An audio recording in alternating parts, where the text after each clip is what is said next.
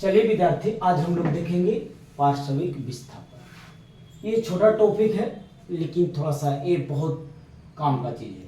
तो चलिए थोड़ा सा इसको समझने के पहले फिगर को हम लोग समझेंगे, क्योंकि फिगर से इसकी परिभाषा बन जाएगी। तो देखो, ये एक कांच है। बाबू कहाँ ध्यान दे रहे हो?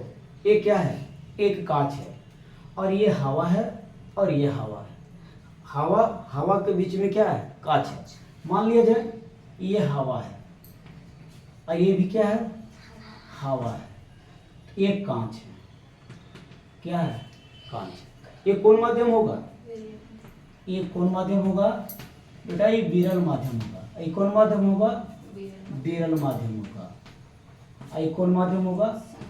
संघन माध्यम। चलिए ध्यान देना। अब यहाँ पे ध्यान देंगे, यहाँ से इस किरण को मैं ला रहा हूँ। ये किरण देखिएगा, एक किरण जब आ रही है जिसका नाम पड़ता है आपतित किरण।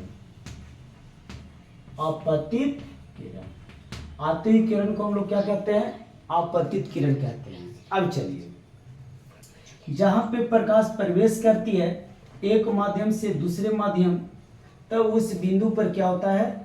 अभिलंब होती है। क्योंकि ये खेला अभिलंब का है, क्योंकि तुलना हम अभिलंब से करते हैं। तो कोई पूछेगा तो अभिलंब पूछेगा, फिर पूछेगा आपतित किरण क्या है, अपवर्तित किरण क्या है, निर्गत किरण क्या है। ये जो भी अपवर्तन किरण क्या है, परावर्तन किरण क्या है, तो यहाँ तो शायद परावर्तन किरण की बात नहीं होगी, लेकिन अपवर्तन किरण की बात होगी, निर्गत किरण की बात होगी। तो चलिए हम लोग सब चीज को देखेंगे। अब देखिए, इस किरण को बाबू इस तरीका से निकल जाना चाहिए। अब देखिए, इस तरीका से निकल जाना चाहिए। कल्पना करें कि निकल जाना चाहिए, लेकिन निकलता नहीं। ये क्या होता है कि जब प्रकाश विरल माध्यम से संघन माध्यम में जाती है तो क्या होता है? अभिलंब की ओर मुड़ जाती है। चलो बहुत ना समझ में आया।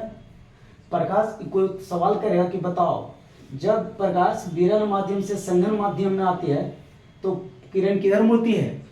अभिलंब की ओर। देखो बेटा, यहाँ है इस सतह अभिलंब की ओर। इसका अर्थ हुआ कि ये किरण अगर इससे इधर आता तो हम बोलते हैं अभिलंब से दूर, लेकिन ये पथ से इधर की ओर आ रहा है, चेंज करके अभिलंब की ओर सट रहा है, ये होता है अभिलंब की ओर। चलिए दूसरा बात देखिए, फिर जब प्रकाश यहाँ थोड़ा सा किरण को एकदम सीधा करते हैं, इस तरीका से एकदम सीधा रखते हैं। चलो अब यहाँ पे देखिए, फिर वही प्रश्न आया। क्या आया? ये अभिलंब कहाँ होगा? इसको मिटा दीजिए, क्योंकि आप लोग समझ गए होंगे। तो यहाँ पर मैंने क्या दे दिया? अभिलंब दे दिया। अब क्या होगा? अब देखिए, इस किरण को इस तरीका से कहा होना चाहिए? निकल जाना चाहिए, लेकिन ये निकलता नहीं। इसका रीजन क्या है? प्रश्न यहाँ पे ये भी आएगा कि सर ये प्रकाश यहाँ से सीधा आया और यहाँ से मुड़ रहा है, यानी अपवर्तन हो रहा है, तो क्यों हो रहा है? क्योंकि बेटा इस किरण का वेग बदल जाती है, क्योंकि अलग अलग माध्यम में प्रकाश का वेग क्या होता है? अलग अलग होता है।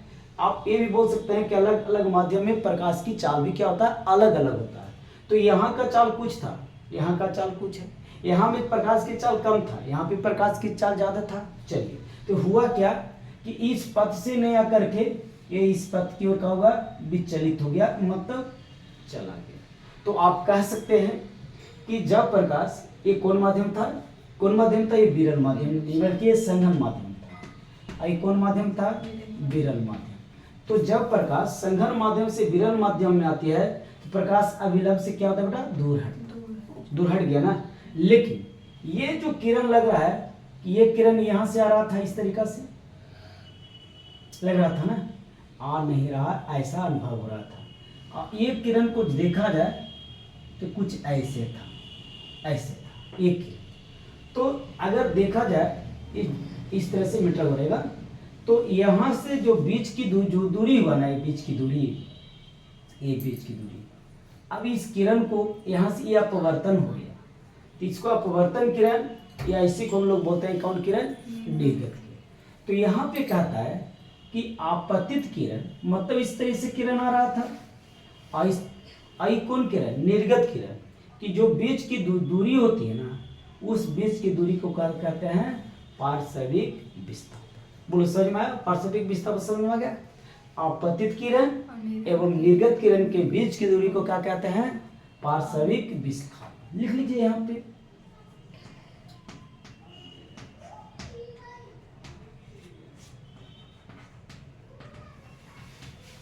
यहाँ पे दो बात सीखा, पार्श्विक विस्थापन, और एक बात हमने और सीखा कि जब प्रकाश विरल माध्यम से संघन माध्यम में जाती है तो वह किरण अभिलंब की ओर मुड़ती है, और जब प्रकाश की किरण संघन माध्यम से विरल माध्यम में जाती है तो वह किरण अभिलंब से दूर हटता है।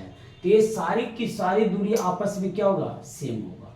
तो आप समझ गए होंगे आपतित किरण और निर्गत किरण के जो बीच की दूरी होगी उस दूरी को क्या कहते हैं, पार्श्विक विस्थापन कहते हैं। चलिए अब इसी चीज को थोड़ा सा यहाँ पे परिभाषा बना के हम लोग लिख देंगे। क्या लिखेंगे, ध्यान देंगे, आपतित किरण एवं निर्गत किरण के बीच की दूरी को क्या कहते हैं बाबू, पार्श्विक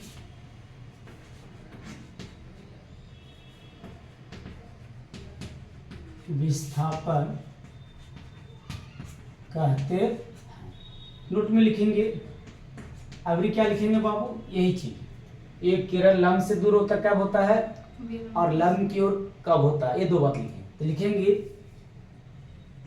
जब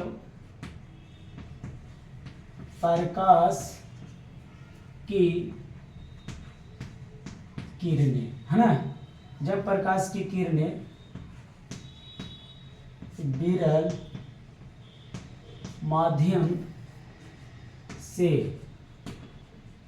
संघन माध्यम में आती है तब किरण कहाँ मुड़ती है,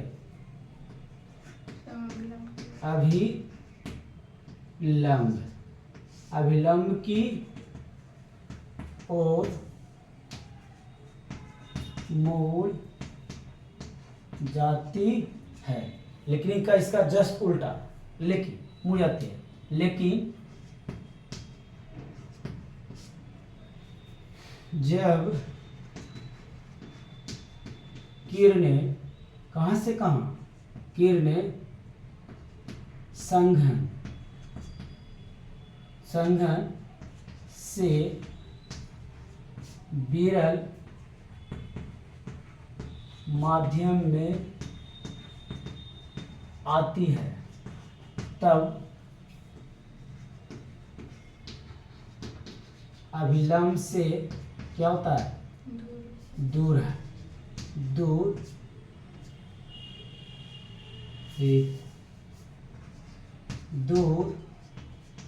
हटता है। चलिए यही थी इस फिगर के द्वारा दिया गया परिभाषा, या इस फिगर से हम लोग के दो बातों मिला, पहला बात और दूसरा बात, पार्श्विक विस्थापन एवं विरल माध्यम से संघन माध्यम में प्रकाश की चाल का जो दिशा होता है, किस ओर जाता है, उस चीज को हमने देखा। तो विद्यार्थी आज का मैं वीडियो यही रोकता हूँ, अगला वीडियो में फिर मिलूंगा, तब तक के लिए धन्यवाद।